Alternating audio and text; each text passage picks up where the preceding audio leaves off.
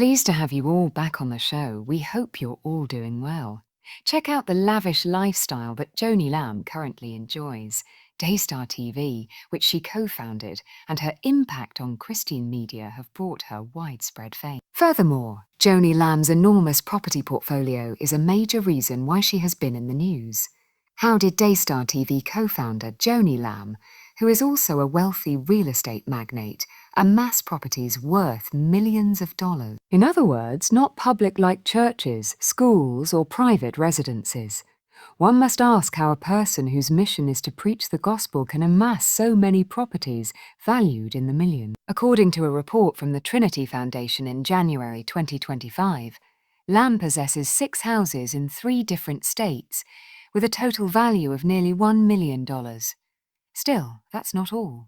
She now has an astounding $7 million worth of real estate, thanks to the Roy's report, which has just revealed her 7th residence. How about we examine these exquisite homes in more detail? 1. A, with a value of $2. $9 million. There is one house in Seville, Texas. To begin, there is Joni's principal residence, a magnificent mansion in Seville, Texas, which she acquired for a grand total of $2.09 million. This home has 5 bedrooms, 5 bathrooms, an in-ground pool and spa, and 7,358 square feet of living space spread out over 2 acres of land. This estate is a paragon of opulence. This residence has been owned by Joni Lamb and her late husband, Marcus Lamb, since 2012, as far as I can tell. 2. Under construction in Seville, Texas, the mansion worth $3.09 million, a large 9,738 sequoia. Estate, estimated at $3.09 million, nestled in a gated enclave filled with multi-million-dollar residences, is now under development by Joni in the same area of Seville. All signs point to this property becoming a showpiece. Even though work is still ongoing, people are taking notice of the exterior. A guarantee deed has been provided by the Trinity Foundation, which shows that Joni bought the 2-acre lot in March of 2022. The initial home reportedly cost $1.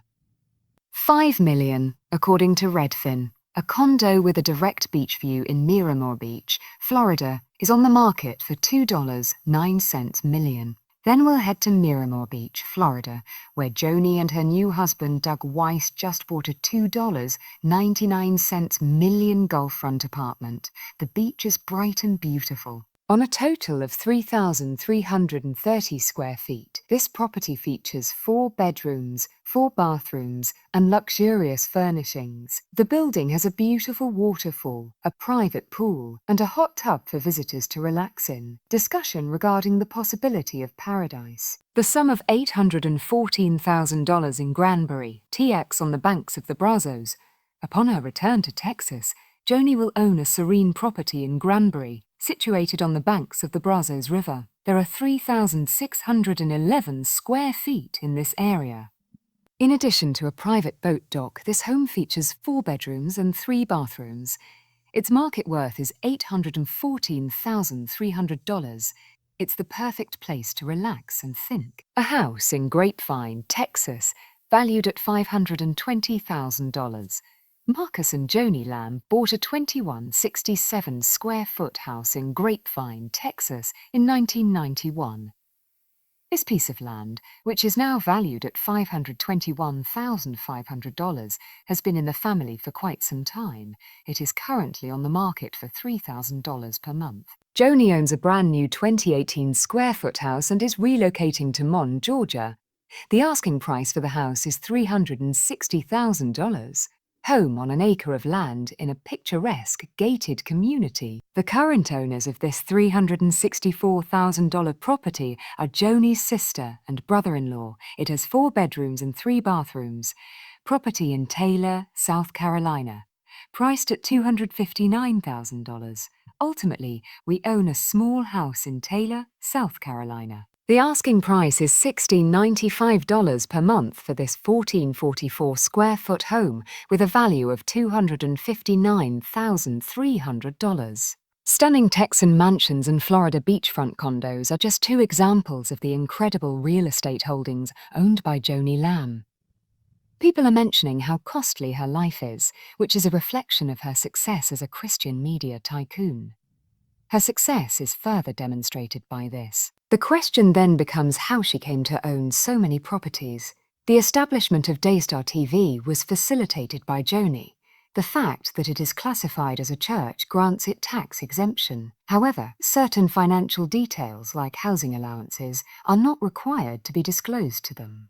Things begin to take an intriguing turn at this point. Word of God Fellowship, Daystar's parent company, provided tax-free housing allowances to clergy from 2002 to 2011. Joni Lamb and her late husband Marcus Lamb were recipients of these allowances. The grand total of these allowances was over $1. $6 million. Shall we proceed methodically?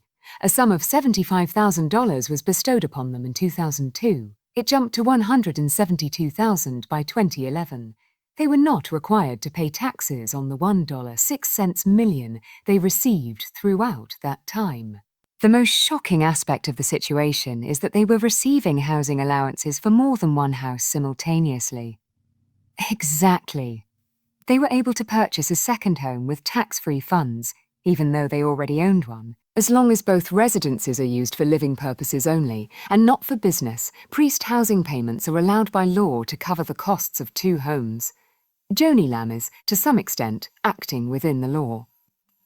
Now we must ask, is it mentioned in the Bible? Christians are commanded to have a humble spirit and to use their wealth for the advancement of God's kingdom. However, we can't help but wonder why televangelists like Joni Lamb can afford to live in mansions worth millions of dollars when their ministry relies on donations from people who are often struggling financially. Should a televangelist or pastor live lavishly in a society where so many are struggling to make ends meet?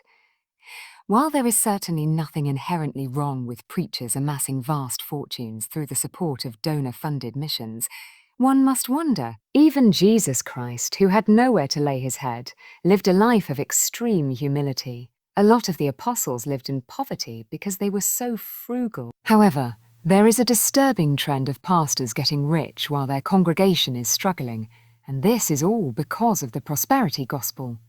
This message promises financial blessings in exchange for donations. Rather than storing up wealth on earth, the Bible tells us to put our treasures in heaven because the love of money is the source of all evil.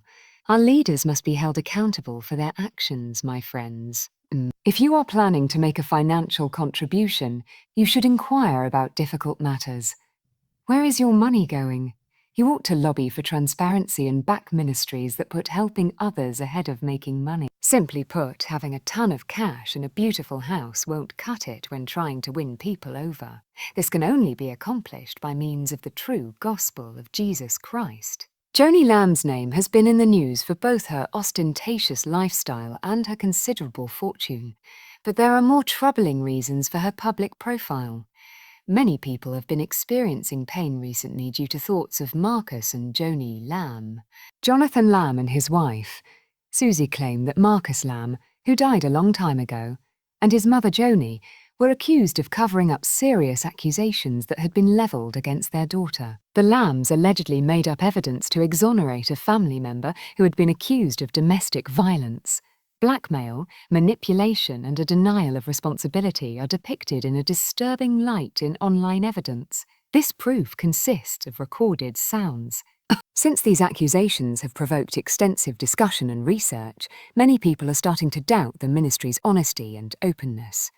Your visit is greatly appreciated. If you enjoyed this video and would like to see more like it, please subscribe, like, and share. Feel free to share your thoughts in the space provided. Do you find it acceptable for preachers to live like that?